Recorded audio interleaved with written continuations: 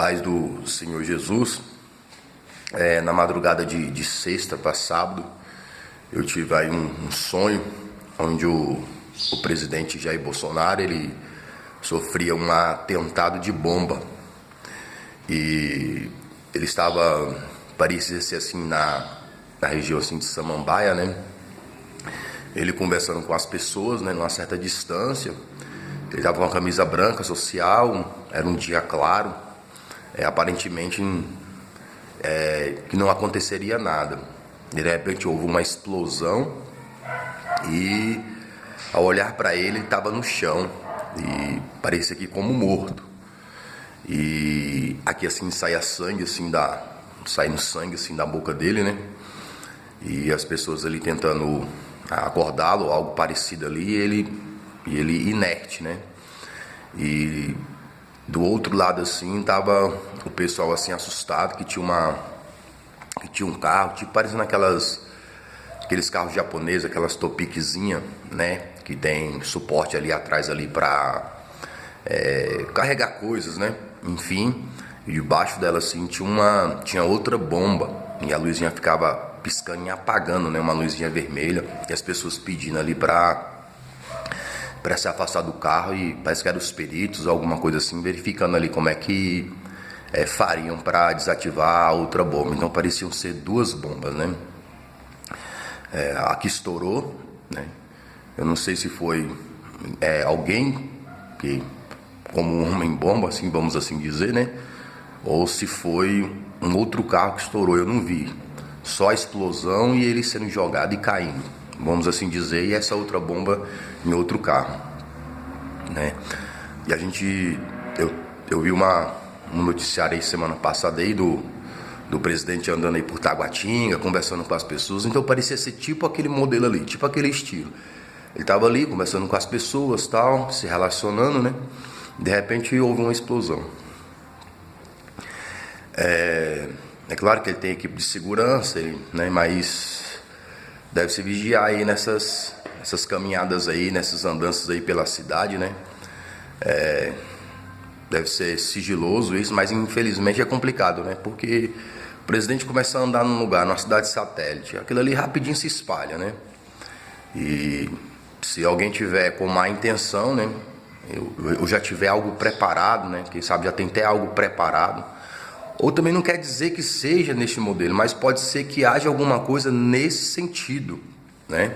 Talvez não seja na região de Samambaia, pode ser em outra, mas pode ser algo que esteja sendo preparado ou já está preparado. Vamos dar a notícia que ele está em tal lugar, aí, porque tem maluco para tudo, né? Tem lugares aí, tem nações aí que o camarada entra dentro da igreja e se explode lá dentro, né? Tem vários casos aí. A mídia brasileira não tem tanto interesse em divulgar esses acontecimentos que acontecem com os cristãos, né? Mas nós, que estamos mais envolvidos ali com certas circunstâncias de outras nações, onde tem cristãos e eles estão presos, eles são maltratados, eles não podem pregar o Senhor Jesus. A gente sabe até de outras religiões também, não é só contra cristão não. Às vezes a pessoa tem uma doutrina e ele, né, você vê a pessoa entrar na escola e sair dando tiro em todo mundo, jovens, adolescentes dos Estados Unidos, o mundo inteiro. Então isso aí também não se restringe simplesmente a cristão, né? Pode acontecer aí com qualquer pessoa em qualquer lugar, né? Aqui mesmo onde eu moro aqui, teve uma certa ocasião aqui que um cara saiu com faca aqui dando facada nos outros aí, a esmo, né? Então, uma pessoa que tem ódio de outra pessoa, né, ela colocar uma bomba nela mesma e sair aí e se explodir aí, né? O desejo dela é que o outro sofra, que o outro morra, nem ainda que ela vá junto, né? Então, é tipo o espírito de Satanás, né? Ele já está condenado, não tem mais salvação para Satanás e nem para os seus demônios. Então, como ele já está condenado, não tem salvação para ele, porque Cristo não morreu por salvação de anjo, mas por salvação de homens. E isso ainda, acredito que traz mais ódio ao coração dele, né? A importância que Deus deu ao homem, mas também o homem foi criado à sua imagem e semelhança. Então, como ele já está condenado, para ele que outros também sejam condenados. O número maior de condenados para ele humanamente falando, que sejam de homens, mulheres, enfim, para ele melhor, né? Então ele está no fundo do poço, ele quer levar outros com ele, né? Porque não tem como ele sair mesmo, então não tem como ele sair, mas tem como ele levar outros para estar junto com ele. E aproveitando essa situação já entrando aí no contexto mais espiritual, porque tudo é espiritual, mas tem um contexto mais superficial, tem um contexto mediano e tem um contexto mais profundo, né? Essa questão do jejum e da oração. A Bíblia fala ali que o povo de Israel pecava contra Deus e abandonava os mandamentos de Deus. Eles começavam a fazer aliança com povos pagãos que não tinham a doutrina que foi deixada por Moisés, e ali automaticamente que eles iam se envolvendo com as outras nações, eles iam aprendendo os costumes daquelas nações, né, até o ponto de adorar os deuses das outras nações. E as crianças que iam nascendo, elas iam aprendendo aqueles novos costumes. Na realidade não eram novos, eram velhos costumes, porque o novo é o que vem de Deus, não o que está no mundo. O que está no mundo é velho, né? Por isso que a Bíblia chama antiga serpente. Então, e ali o povo ia se corrompendo, e Deus usando seus profetas, falando para o povo retornar a Deus, voltar a Deus, o povo de Deus, voltar a Ele, adorar Ele como único Deus, e Deus também querendo que as outras nações abandonassem a doutrina a deuses, né? E se voltasse a adorar o único Deus, o Criador do céu e da terra. O povo não obedecia, e Deus ele enviava os juízos dele, né? Sobre o povo dele, que também automaticamente que é aquela nação onde o povo ali estava cultuando ídolos. Aí o povo, conhecendo a palavra, o povo retornava a Deus. Aí eles faziam jejuns em orações, mas o propósito daquele jejum e daquela oração era se voltar a cultuar a Deus, o único Deus. Mas não era só um jejum ali de momento, de ocasião. Quando eles já faziam aquela oração, aquele jejum, porque o contexto de oração de jejum é no contexto de se humilhar, no contexto de orar, é no contexto de buscar a face de Deus, é no contexto de se converter dos seus maus caminhos para receber o perdão de Deus e a cura da terra, né? A terra a ser sarada, a terra a voltar a prosperar, né? Porque no juízo de Deus geralmente era Deus permitia eles passar necessidades materiais, né? E necessidades até básicas de comer, de beber, enfim. Deus mandava peste, Deus permitia pestes, enfim. Aí nessas que eles se voltavam a Deus, eles voltavam a obedecer os mandamentos de Deus, os ensinamentos de Deus.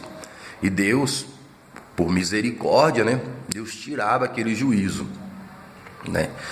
Então, hoje, as pessoas estão fazendo aí um jejum para a nação brasileira. Mas só que o jejum e a oração, ela tem princípios doutrinários, bíblicos. A Bíblia fala que só há um mediador entre a terra e o céu, e esse mediador é o Senhor Jesus. Então, o homem sem Cristo como único Senhor e Salvador, ele está destituído da glória de Deus, ele está separado de Deus.